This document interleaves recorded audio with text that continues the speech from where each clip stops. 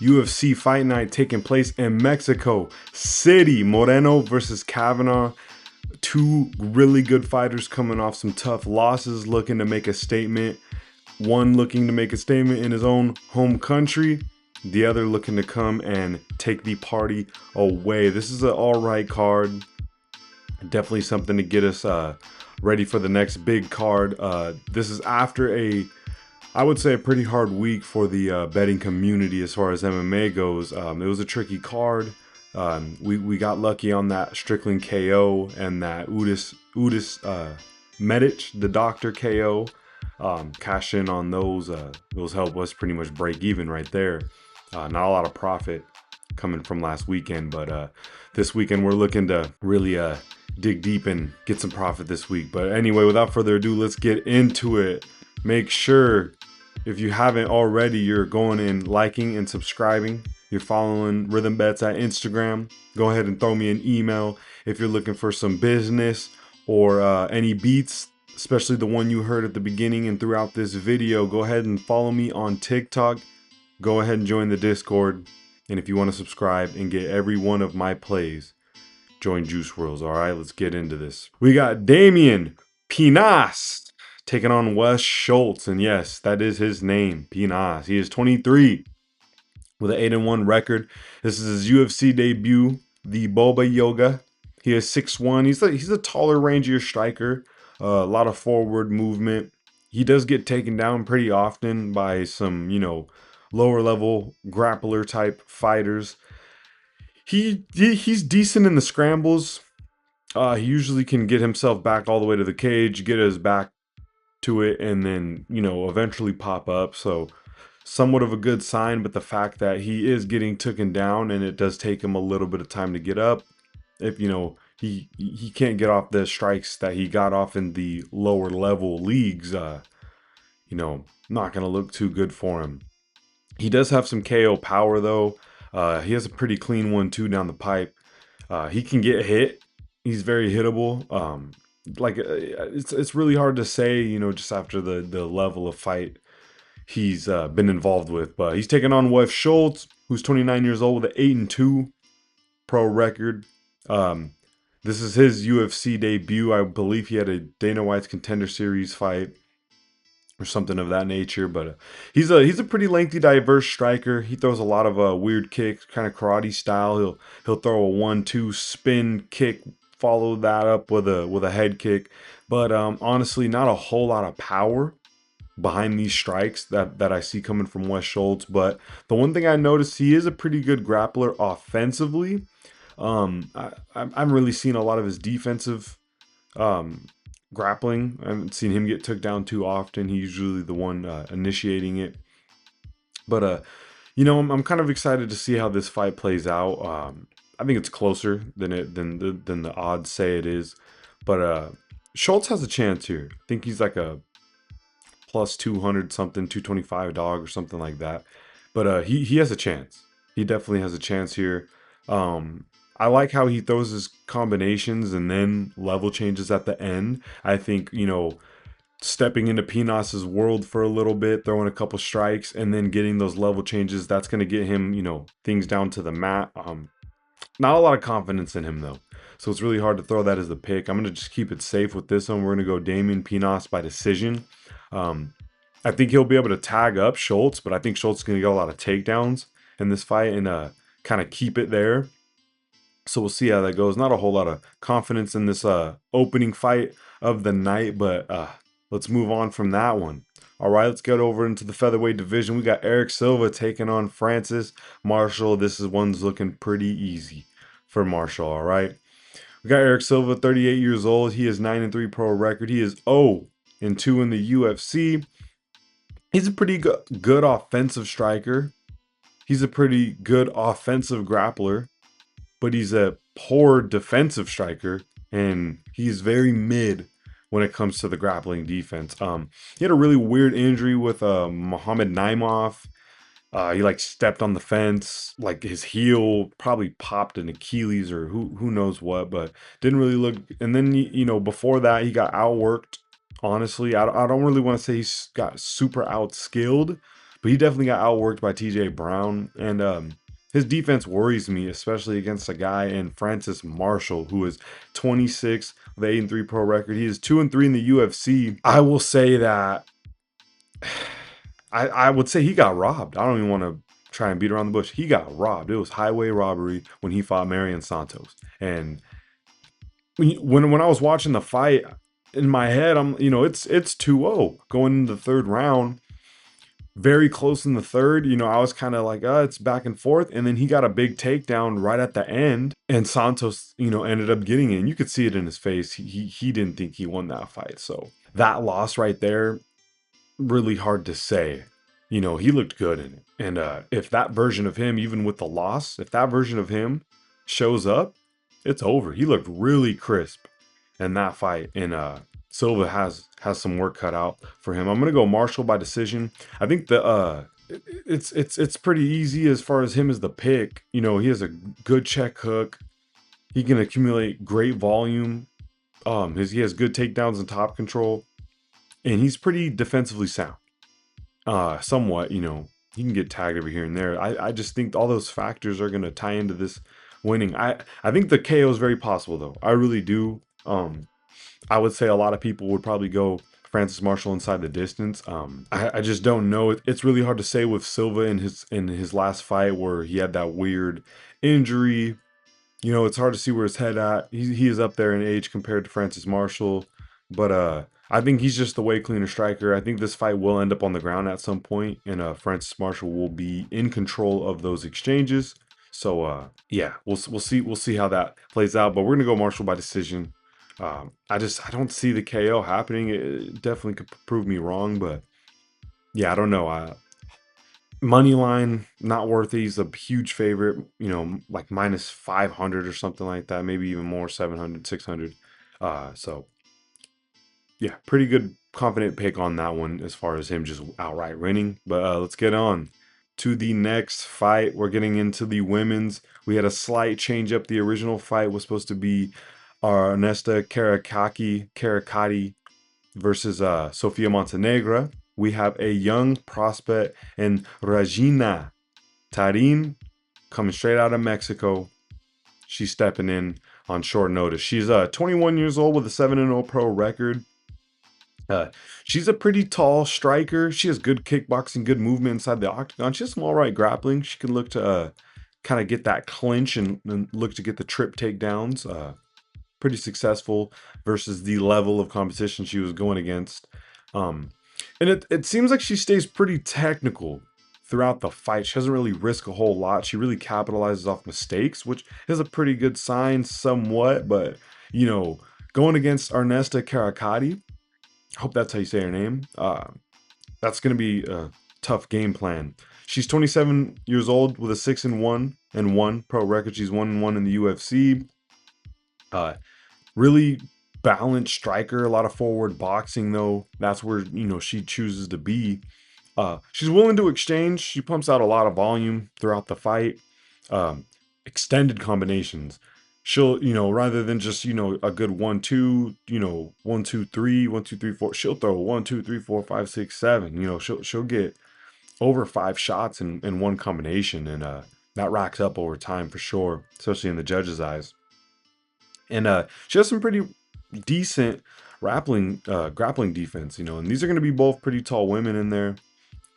Slight advantage with 2 inches, but she does kind of hunch. She doesn't really fight super tall, but that boxing is crisp. I really think she looks good. As much as you want to pick the young prospect, I'm going to go Ernesto Karwckaite by decision. I think this is a huge step up in competition for Regina Tarin. It'd be cool to see her win. You know what I mean? I think the UFC is going to really enjoy having her. She has good looks. She's a decent fighter, had some finishes. So I think they're really going to push her. But unfortunately, those looks ain't going to stop the hands of Karwckaite here. I think volume is going to be the game here. Ernesto Karwckaite by decision. All right, let's move on. Now we're pulling up into the men's featherweight division. We got Douglas Silva de Andrade versus Javier Reyes. All right, de Andrade, 40 years old with a 29-6 pro record, 1-0 contest. not bad when you look at that, but he's 7-6 in the UFC. A lot of fights just hasn't gone his way. He's a good in and out striker. He's a solid overhand. He kind of just looks like that. When you see him, especially without the hair, he just looks like that guy at the bar that's just sitting by himself. Doesn't even have a tab open. He's just paying cash. Like one of those guys you don't want to fight. He got nothing to lose. That's what he looks like. But in the octagon, he's a pretty hittable guy though. He keeps the movement going though. I think that is a good look for him as far as in and out striking. He can avoid getting hit as long as he's not getting too reckless in there. This is a really tough pick because Javier Reyes, who's 32, 22-5 pro record coming into the UFC. I think he had a knockout on the Contender Series. The knockout doesn't wow me though. The guy he fought was not that good. He's an all right striker. He's an all right grappler. One thing I noticed when he does advance and he looks to close the distance, he leaves his chin up in the air. He just doesn't look like UFC level to me. I'm not impressed with this guy. He fought one good guy, like Mokati and like LFA or something like that, and he lost. You know what I mean? He just doesn't look too good. Doesn't look too good to me. Fight a lot of cans. And honestly, this is a dog right here. I think, Andrade is going to really upset the bookies on this one. I'm going to go Douglas Silva de Andrade by KO. I think he's just levels above Reyes, even with his age. Reyes is just too hittable. When you close the distance and you're leaving that chin up in the air, someone smaller is looking for an overright constantly. That's all they're looking for. And he's going to get a UFC overhand right. He's going to catch that. I think the technical abilities will show here. Reyes too hittable. Douglas Silva de Andrade by KO. That's the pick. Let's move on. All right. We got Christian Quinonez taking on Chris Moutinho. All right, Christian Quinonez is 29 years old with a pro record of 18-5. He is 1-2 in the UFC, but a lot of people would say that record doesn't really dictate who he really is in the octagon. He has good movement in the octagon, good counter striking, good grappling defense and offense. He seems to be getting better along with the record though, like despite that. And he has tools. He's just, I think, learning how to use them. I think it's really his IQ in the octagon that he needs to step up. Watching him, it's like he has all the abilities, but it's the IQ. And hopefully that comes with time. He's young in the UFC as far as UFC miles. So see how we can use those skills versus Chris Moutinho, the Bulldog. He's 33 years old with a 14-7 pro record. He is 0-3 in the UFC. Non-stop pressure though. Forward boxing all the time. He just keeps coming at you. He's gotten touched up in every one of his 3 losses in the UFC. 2 of those losses are coming by way from O'Malley and Wellmaker.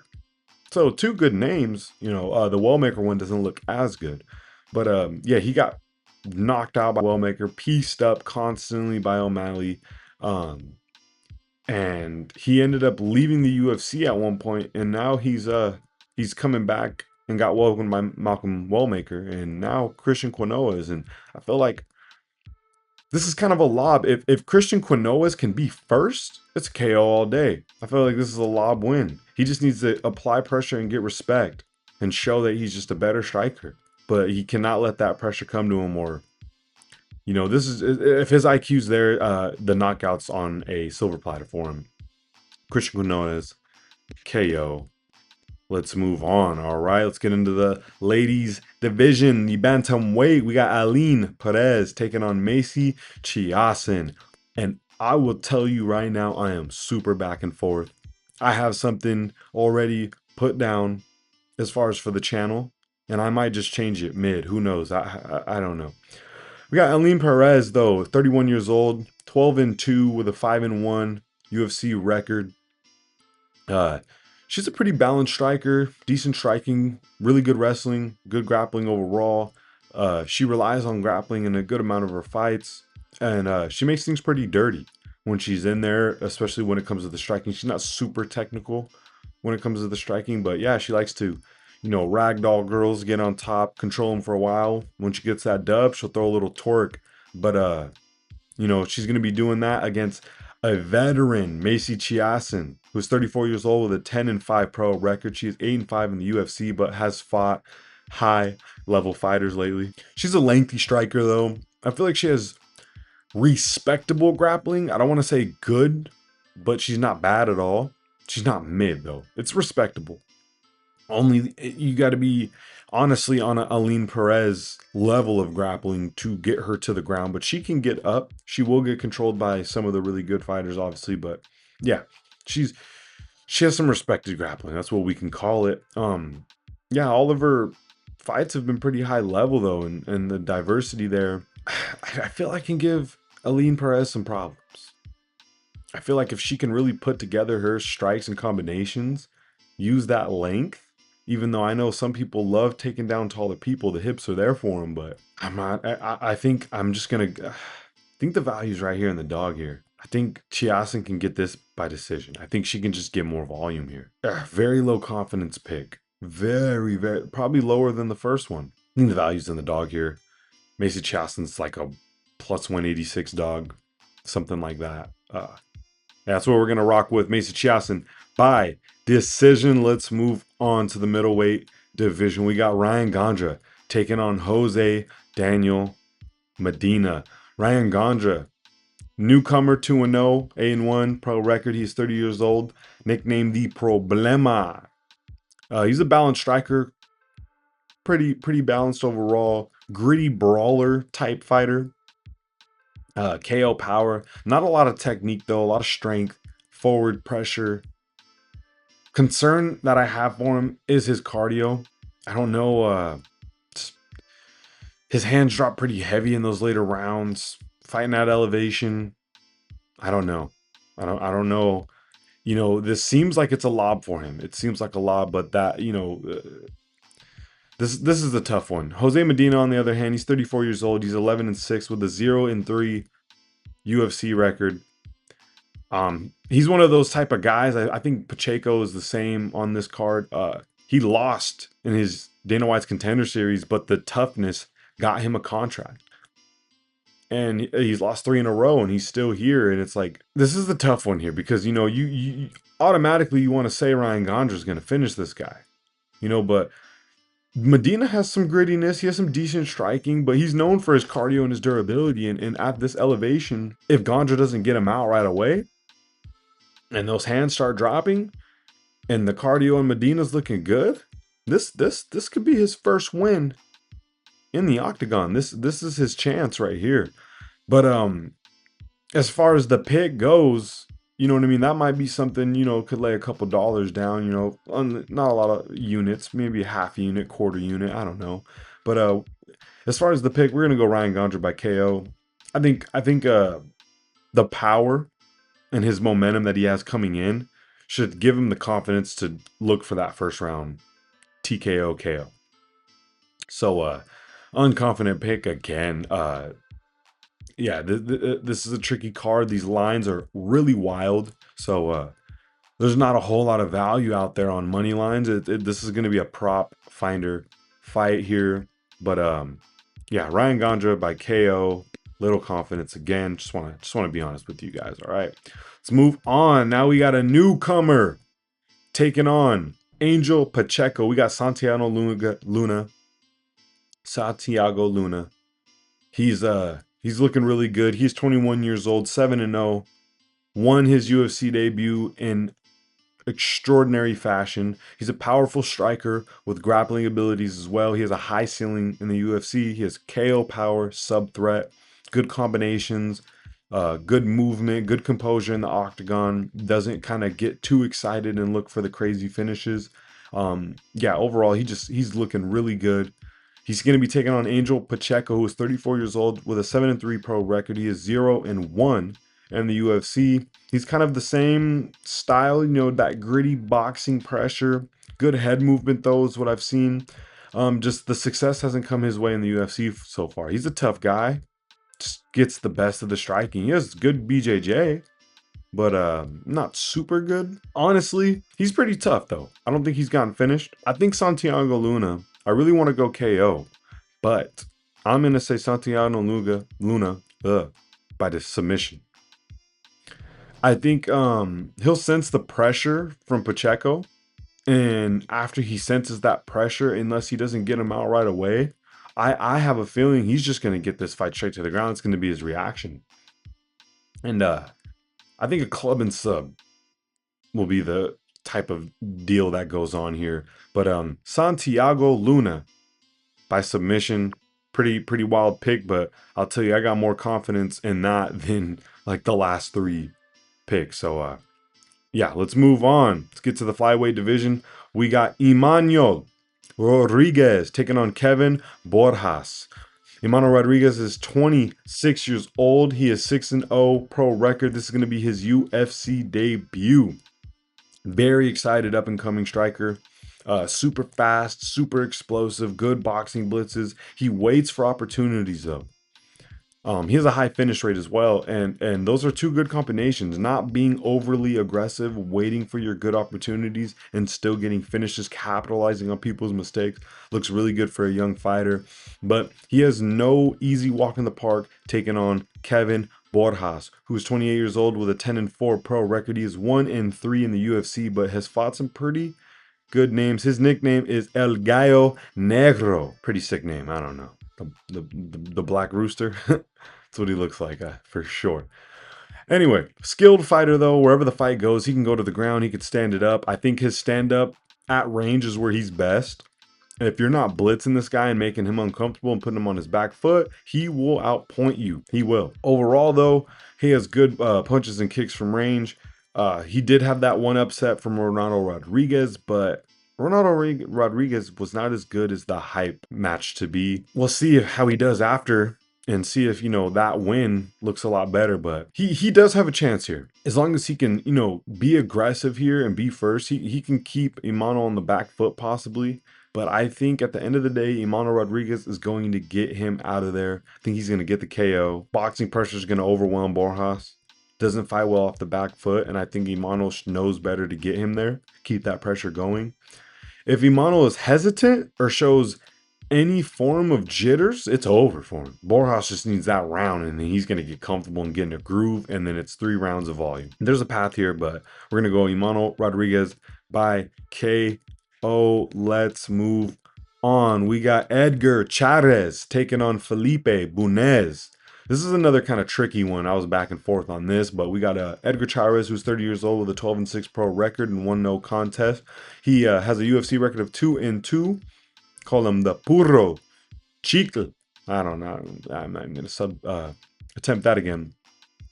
Anyway, though, he is a submission specialist with decent striking, good grappling defense. He showed really good defense versus Daniel Lacerda. Ended up getting the finish on there with the arm triangle, or like an arm triangle or something like that. He ended up pulling off. He had a recent loss to Joshua Van, and before that, if a year or so back, Tatsuro Taira. Those are his only 2 losses in the UFC. You got the champ and the #1 contender. Not a bad loss to have. 2 losses to have on the record, but he does perform good in Mexico. He's going to be taking on Felipe Bunes, who is 36 years old with a 14-8 pro record. He is 1-2 in the UFC. He's an all right striker. Good teep kicks to the, maintain the separation. He has a good jab, good 1-2, all right leg kicks. He will give you submission looks, but it's hard to tell how good he really is with the subs because it hasn't really been put against the test versus anyone that good. This will be his first elite grappler he's going against, and I don't think he's ready for the test. I think he's going to try it. I think he's going to test it out and get subbed. Edgar Chairez by submission. If the fight plays out on the ground more, it's just going to go that way. I would say he's a better striker than Bunes. Bunes looks good, but those teeps can only do so much for so long. At first, I thought, maybe he could get the sub, but then I kind of looked at who he was subbing and the people he was fighting, and it's like he doesn't really have too many good guys on his resume. So Edgar Chairez by submission. Pretty straightforward on that one. Let's move on. Now we got a hesitant last fight. Daniel Zellhuber taking on King Green, good old Bobby. I'm still hurting from the last time Zellhuber fought. He's 26 years old, 15-3 pro record. His UFC record is 3-3 now. Nicknamed the Golden Boy. He's a balanced striker, young Mexican fighter with a 2-fight losing skid. He's a tall, rangy guy though, tall striker. Heavy, very accurate kicks to the body and the head. He used that approach versus Michael Johnson, but Michael Johnson just kept the pressure on him and kept putting hands on him. He didn't want to box with him. He just wanted to kick him and keep separation. And I don't want to say change that plan up because this is Bobby Green. This is a guy who, keeps his head, hands low. But I don't know. It's up to his team to decide that, obviously. But he'll be taking on Bobby King Green. He's 39 years old. He is probably 40 by now. He'll be, or in the next couple minutes, who knows. With a pro record of 33-17-1, no contest, and the UFC record of 14-12. He is almost at the 500 percentage mark. Not good. But he's a very confident boxer. Keeps the hands very, very far low to the ground. Pressure heavy. He's been chinned badly in his last couple bouts. His last fight, he had a solid decision win over Lance Gibson Jr. I thought he was a pretty good guy coming into the UFC. I actually picked Green to lose that. He ended up getting the decision. So shout out to him getting a good win like that versus a UFC debut guy. But this time he does not have that. He has Daniel Zellhuber. I think I'm going to go Daniel Zellhuber by KO. Maybe a sub, but I think the hands low is just kind of, it's just written on his forehead if he keeps his hands low. And Daniel Zellhuber's kicks are no joke. He'll catch you. And Bobby Green's chin cannot be trusted, nor his head. So I think it only makes sense. There's a clear path though for King Green. If he can formulate a plan with the team, he can out volume and kind of fight the same fight Michael Johnson fought. I think he has the ability to do it. He has the hands. He just got to avoid getting kicked in the dome. But Daniel Zellhuber's that's gonna be the pick there. He's going to get the KO on Bobby Green. He's going to set up a couple body kicks and look to go north, and Green will go south. All right, let's move on to the fight before the big fight. The co-main event, Marlon Cheeto Vera taking on David, the Doctor Martinez. Marlon Vera is 33 years old with a 23-11 pro record. He is 15-10 in the UFC. And if you know anything about Cheeto Vera, you know his last 10 fights, about 10 have been versus high level fighters. Win, lose, or draw, he's been fighting the best of the best for a good amount of time now. He's an elite striker with great boxing and nonstop pressure. He is one of the most durable guys in the UFC right now. He's known for the slow start and then just picking it up after time, getting volume, getting crisp combinations, leg kicks, all that stuff. He's pretty good everywhere. Well, I'll say his weakness is grappling somewhat, but he's not bad. He's better than a lot of other fighters. He's just fighting the best of the best. So his grappling looks like it gets exposed every here and there. I don't think he'll have to be worried about the grappling in this fight versus David Martinez, who is 27 years old with a 13-1 pro record. He's 2-0 in the UFC. He's an elite karate style fighter, very exciting. I think the UFC is looking to push this guy, especially after passing his first test versus Rob Font. Pretty good guy, especially when you're new. You only got 1 fight, 2 fights in the UFC, and then you can get a win over him. Shows some promise there. And huge step up in competition now facing Cheeto Vera. I think he passes the test. I think David Martinez by decision. There's been a lot of young guys cracking these dudes who have never been finished. Dan Ige just got slept. Never been slept. There's a few other fighters before that who've never been slept and are now, taking on these younger, Gen Z millennial aged fighters, lower millennial age. These guys are problems, you know what I mean? So don't take away yourself from a KO prop with Martinez. It's possible with him, very possible. So I think he's good enough cardio though to put out the volume. I think 3 rounds in this fight is perfect for him. Maybe a 5-round fight could be a different story. For Cheeto Vera, he can get through those 3 rounds and look to maybe get a finish in those late ones. But this is 3 rounds here. And I think the speed of Martinez and the accuracy is going to be there. I think he just gets a little bit more volume. I think Vera can get around for sure. And I think This will be a good way for Martinez to learn how to get through some adversity. He's going to be putting some strikes out there and not finishing this guy. And, that could be really irritating, but a lot of confidence in David Martinez here. Really exciting fighter. He also has a sister named Melissa, who she's all right. I wouldn't say she's on the caliber as him compared to the men's division, but it's really cool to see the brother-sister combo, and it's really good to see him getting up there on the higher on the main card, especially represent his country in his country for UFC Mexico. If you haven't already, like and subscribe to the channel. Go ahead and follow the socials. Go drop a comment. Kind of tell me your guys' thought before we get here into this main fight. Drop your biggest dog that you got in the card. Who is the biggest person on this card that you would put to get an upset tonight, especially or Saturday night with these heavy favorites? Who's getting upset here? I want to hear it from you guys. So go ahead, drop that in the comments. Let's get on to the main fight of the evening. We got the assassin baby, Brandon Moreno, taking on Lonier Kavanagh. This is a really good fight. I'm excited to break this one down. Let's start out with the former flyweight champion, Brandon Moreno. He's 32 years old, 23-9-2 pro record. UFC record is 11-6-2, but if again, like Chito Vera, this is another. He's been fighting the best of the best for a long time now. Well-rounded, absolute dog. Looks to always bring a good fight. Great forward boxing. Excellent anywhere. Phenomenal cardio. Doesn't do the best in Mexico. I'd have to really look at his exact record of fighting in Mexico, but I don't know. Doesn't do the best. But he had a really disappointing loss last fight out versus Tatsuya Taira. He kind of looked to fight on the outside. And usually he's definitely brings the pressure. And I don't think the outside fighting style really worked for him. And hopefully he does not employ that game plan versus Lonier Kavanagh, because it will not play out well. He's faster than him. Moreno needs to be first here. He needs to put the pressure. He needs to give him takedown looks. I don't think he needs to try to finish and get him to the ground. It's not urgent, but he needs to give him those looks and keep him guessing, because he's the more athletic guy here.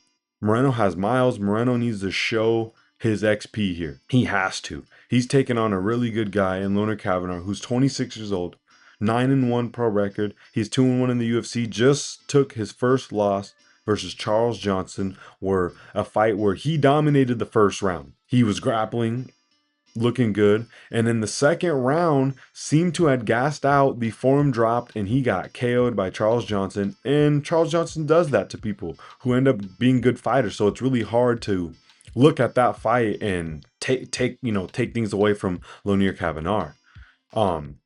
Very quick though. Excellent footwork in the octagon, very fast combinations, good offensive wrestling, and he stays busy on the ground as well. He doesn't just kind of sit there. He looks for subs, he looks for strikes. He has a very high ceiling. No matter what happens in this fight, he's going to be a prospect in the UFC. Yeah, he looks pretty good. For the pick, it's really hard. It's really hard to trust Brandon Moreno after what happened last, especially losing. I had Brandon Moreno by decision, and boy, did he drop the ball on that one. And it's my fault. I guess should have had a better bet, but it's really tough. It's really tough on this one. I want to go Brandon Moreno by decision. I want to go Lonier Kavanagh. I think he can get a finish. I would say this fight, it's just all depending on who shows up. Does Brandon Moreno bring his XP in pressure to get into those later rounds? I don't think he needs to look for a finish. He needs this fight to go later. 4th and 5th round. Very live. The first 2 rounds, though, it's live for Kavanagh. I think that first round is where he needs to get all of his work done and try to get him out of there. I want Brandon Moreno to win, but Kavanagh is going to be the pick here. Younger, faster guy. Take the fight anywhere and make this competitive. As long as that gas tank seems to hold up in this elevation, or if he's able just to come out with a crisp plan and get an early finish, 1st or 2nd round, it's all him. I think there's definitely value in him being a plus 200 dog. I'll tell you that. I don't think Moreno should be any more than the minus 200 favorite. Feels like a minus 180, plus 150 dog. You know what I mean? Something like. But again, this is a very low confidence pick. I might stay away from this fight entirely. Might do an alternative double chance method or something like that. Go, Moreno decision or Kavanagh by KO. I don't know, but overall, might stay away from this one. Anyway, guys, hope you guys liked the video. Go ahead and pray for Mexico, everything that's going on as well. As far as the government doing what just happened with the people that it was associated with, prayers up. Let's hope they recoup from this. Well, let's hope UFC Mexico does not get canceled. It's not what this is all about. But yeah. Anyway, thanks for tuning in. Make sure you guys go like and subscribe. Drop a comment. Tell me who you think the dog of the week will be for this card. Go ahead, follow the Instagram, follow the juice reels. Throw me an email if you like the beat. Appreciate you guys being here. See you guys next week.